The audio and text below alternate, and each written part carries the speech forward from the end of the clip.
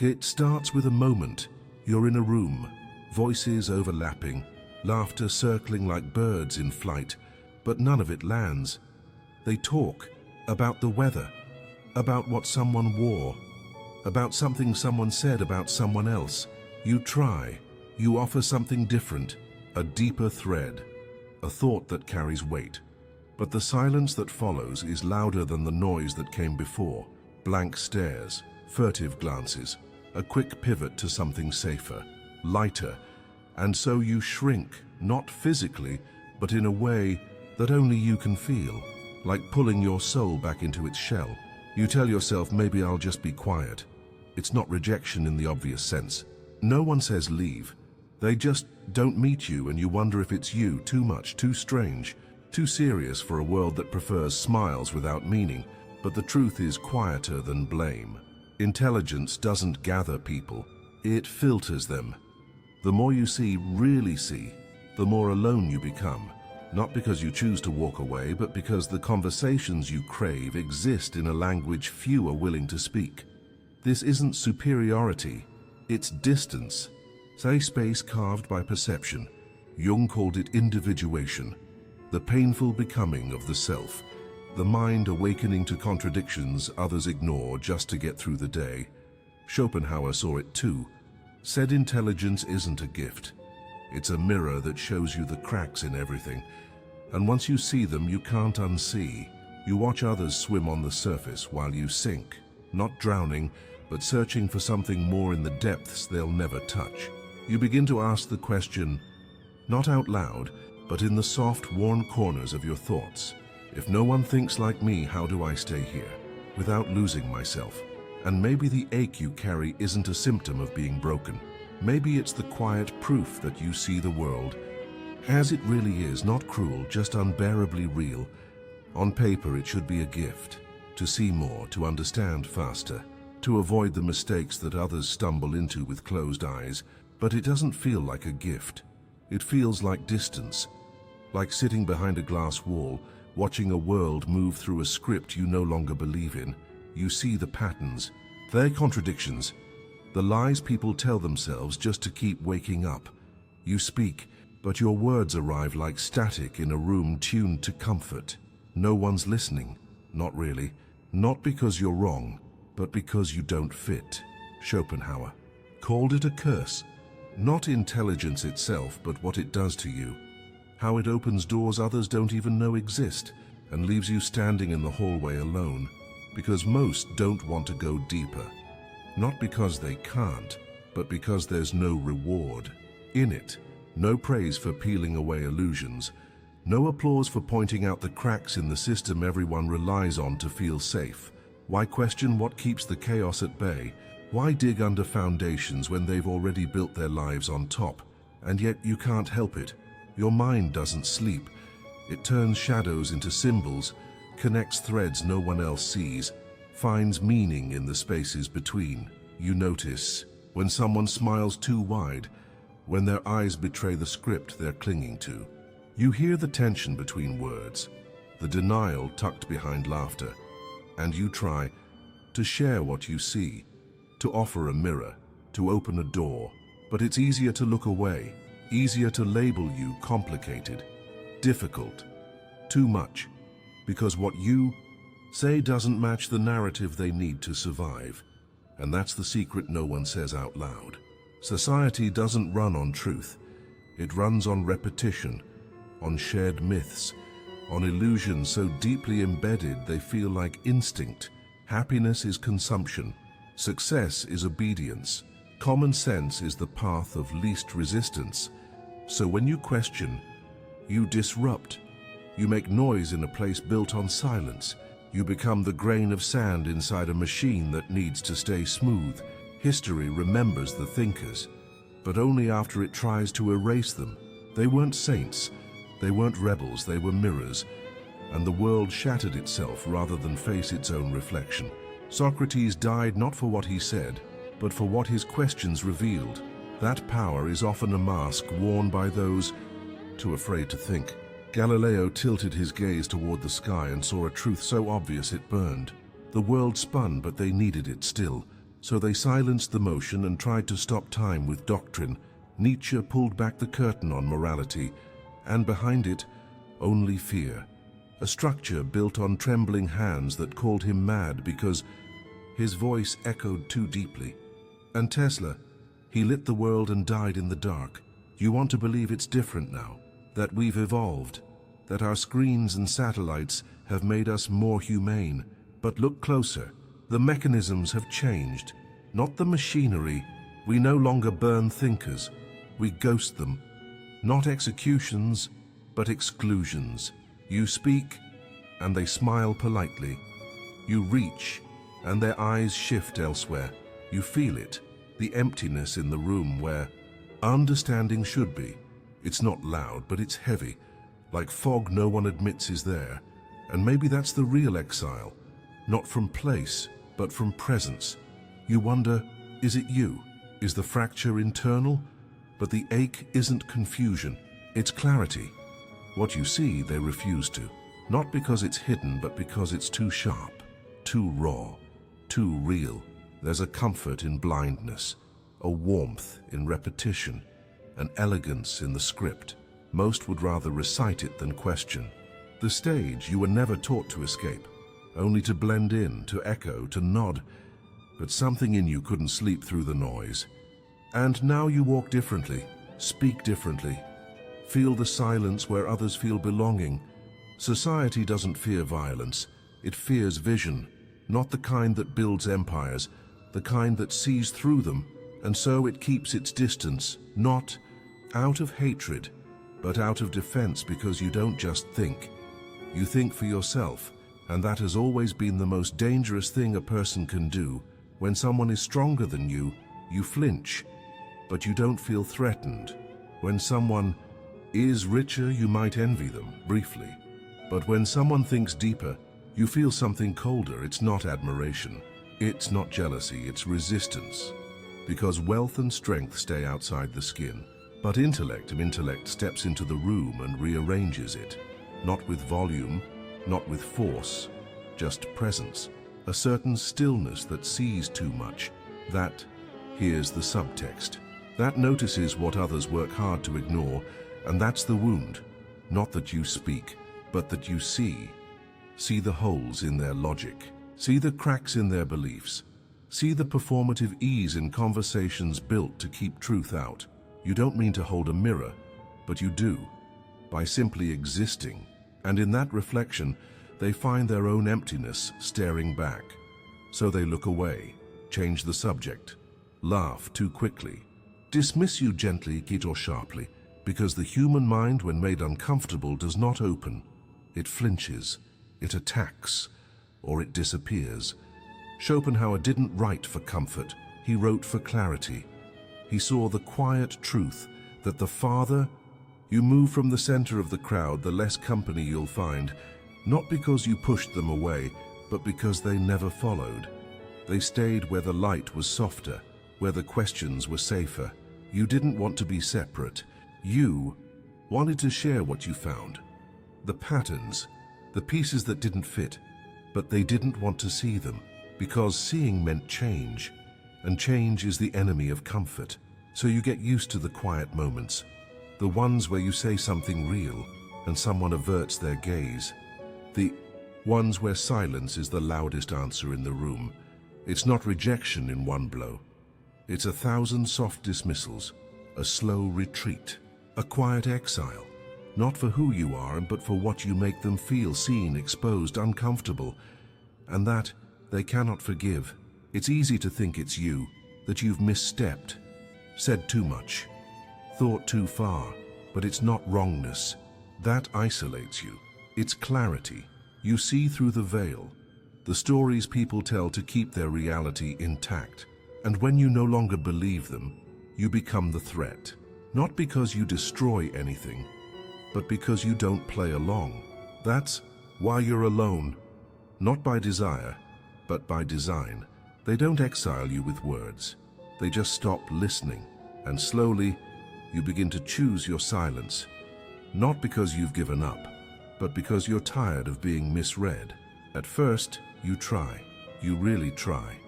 to meet them where they are, to simplify what you mean, to pour depth into shallow cups hoping it might fill something, but it spills every time, and over time the words begin to stay inside. You tell yourself, it's just for now, just until you find someone who gets it, but the waiting becomes a habit. The isolation familiar. Schopenhauer saw it not as pride, but as survival. When you think deeply, the world becomes a stage that exhausts you, a performance everyone participates in, but no one questions. The lines are memorized, the laughter is timed, and when you speak your own language, they call it noise. So you sit in the audience, quiet, detached, not because you want to be apart from them, but because the script never included you. Eventually you stop showing up, not out of disdain, but self-preservation. You choose smaller circles, or none at all. You start to notice how light the mind feels when it's not bending itself to fit, and then you find it, the strange, aching peace of your own company. Not because you believe you're better, but because distraction feels heavier than solitude ever could. But that's the trap, isn't it? What begins as shelter slowly becomes a cell. Solitude at first feels sacred, a space where you don't have to shrink, where your mind is free to roam, but thought doesn't rest. It spirals, unfolds endlessly. You think to understand, but without another voice, without tension, reflection, resistance, understanding turns inward and inward, until even truth feels claustrophobic. There's clarity, yes, but it starts to echo, to loop, not like music. More like walls closing in. You see more and but speak less, because no one listens the way you do. No one asks what you ask, and so it deepens, that quiet, that ache, not the ache of being alone, the ache of being unseen even when others are all around you. You can laugh. You can talk about the weather, comment on the news, nod when someone tells you what they had for dinner, but there's no exchange. Not really. No place for the questions that haunt you. No room for what you've had to carry alone. And that's the tragedy. Not that you chose it, but that you had to. Because there is no joy in connections that ask you to disappear, to dilute yourself until only the surface remains. You didn't want to leave the world. You just wanted it to meet you where you are, but it wouldn't.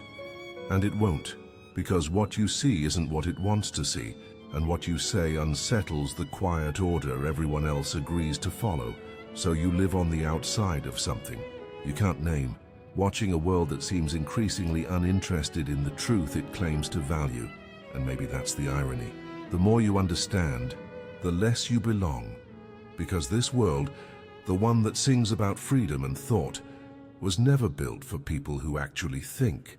It starts early, before you even know what a question is. The world hands you rules wrapped as truths, tells you to memorize, to nod, to follow the dotted lines without asking who drew them. In school, curiosity becomes a disruption. The child who wonders aloud is marked as difficult, not dangerous, just inconvenient. And that word, obedience, becomes a virtue, not because it's noble, but because it's easy to manage. Schopenhauer didn't flinch when he said it plainly. Most people don't want the truth. They want warmth, comfort, certainty, even if it's hollow. Because truth, real truth, doesn't coddle. It cuts. It tears through illusions like light through paper. And once you see it, you can't unsee.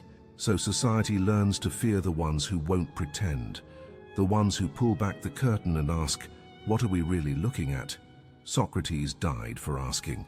Galileo was silenced for seeing. Nietzsche was dismissed for pointing. Too far inward, and it didn't end with them. It happens now not in courtrooms, but in conversations, in the way someone glances at their phone when you bring up something real, in the way your thoughts are waved off because they don't fit into the comfort script everyone agreed to recite.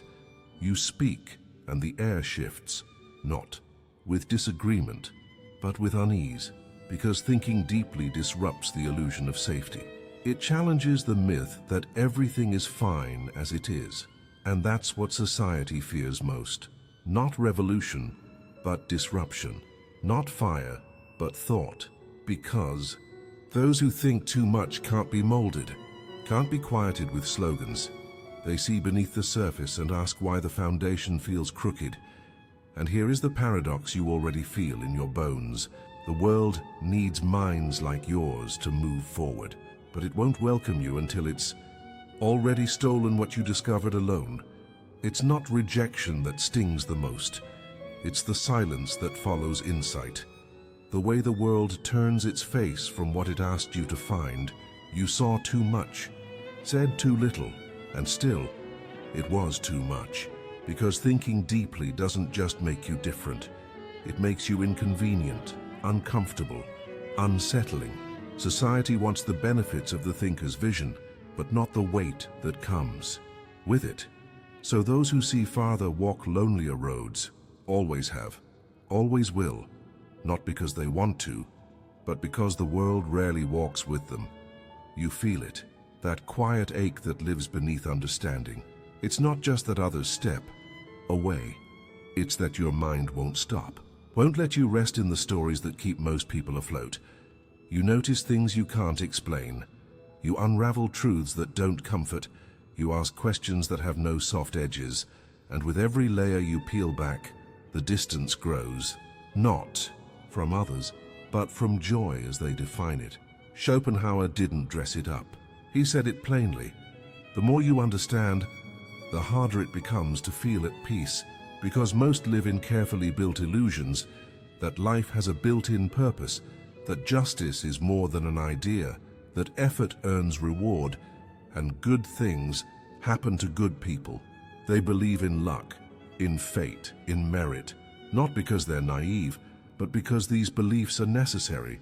They keep people moving, keep hope alive, keep the days from collapsing inward. But you kept asking, kept looking, kept pulling at the thread until it unraveled. And now you sit with the thing no one wants to hold, the truth that haunts quietly. None of this is promised. Not meaning, not fairness, not anything at all. Just breath, and questions, and whatever. You're willing to see when you finally stop pretending that life was ever guaranteed. But here it is. The question that follows you into every quiet room. If intelligence strips you of illusion, if it opens your eyes to truths most never touch, then how do you live with what you now see? How do you carry the unbearable clarity without letting it consume you? Is there a path between the warmth of ignorance and the cold edge of despair? Some never find it. They suffer beneath the weight of what they know. They drown in a silence they once believed would set them free. But others somehow learn to breathe there, to sit with the truth, even when it offers no comfort. Schopenhauer believed the answer was solitude, not as exile, but as sanctuary.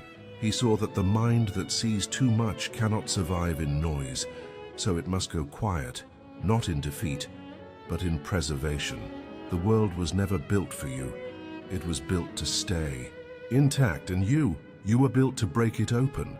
But even so, you are still human, and somewhere beneath all the intellect, you still want someone to meet you in the middle, to hear you without turning away, to think with you, not around you, to feel less alien, in a world that prefers simplicity over depth.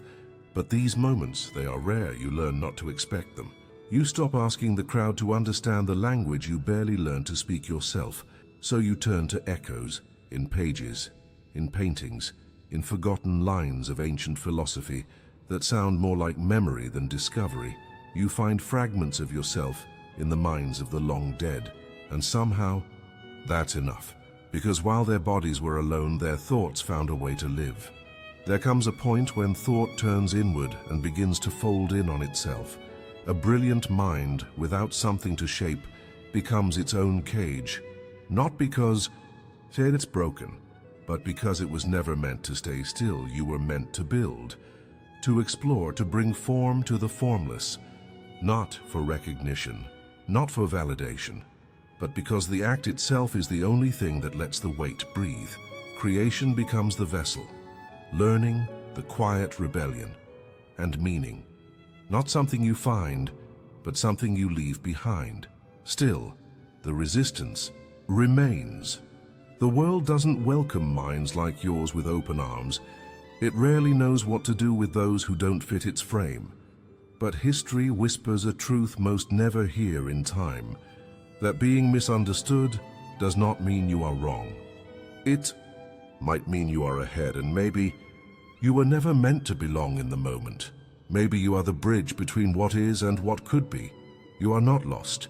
You are simply early, and in that space, that strange, sacred space between alienation and vision, you begin to feel quite a quiet shift, from isolation to initiation, from exile to emergence. If that feels true for you, even just a little, leave a light in the comments. Write, "I choose depth," so others like you can find their way home. And if this helped you breathe easier, stay. The next chapter is already waiting.